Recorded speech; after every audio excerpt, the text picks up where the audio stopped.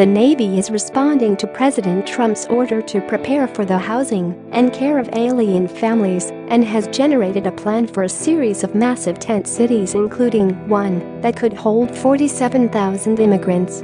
The Navy has developed a plan to build and operate temporary and austere tent cities, including several in Alabama, that would hold 25,000 people each. The plans anticipate a request by the Department of Homeland Security, which has been implementing the Trump administration's zero-tolerance immigration policy at the border.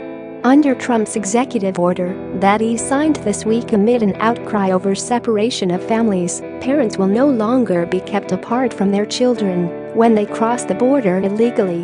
However, the policy poses a new logistical challenge as the administration now prepares to house families together.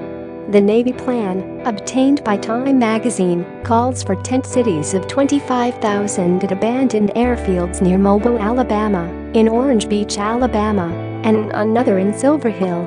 A mega-tent city is being proposed at Camp Pendleton, a massive marine training facility in Southern California. It could hold 47,000. The memo proposes a camp of similar size at a former naval weapons station in Concord, near San Francisco, according to the report. A Marine Corps air station near Yuma, Arizona, is another proposed site. The Department of Health and Human Services has also asked the Pentagon to prepare to house 20,000 unaccompanied minors at military bases. Share this article. Although bases have been visited by Health and Human Services personnel for possible housing, it doesn't mean any or all children would be housed there, said Army Lieutenant Colonel Jamie Davis in a statement. He said it was part of prudent planning. The executive order by the president called on the Defense Secretary to take all legally available measures to provide to the Homeland Secretary, upon request, any existing facilities available for the housing and care of alien families, and shall construct such facilities, if necessary and consistent with law. The Secretary, to the extent permitted by law, shall be responsible for reimbursement for the use of these facilities.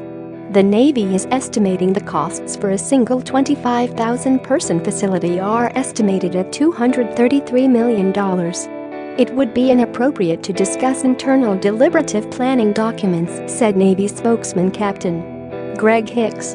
Another part of Trump's order calls on Attorney General Jeff Sessions to try to get a court to modify the Flores settlement, which caps the detainment of minors at 20 days. It is unclear what would happen after that period of families being held together with their children.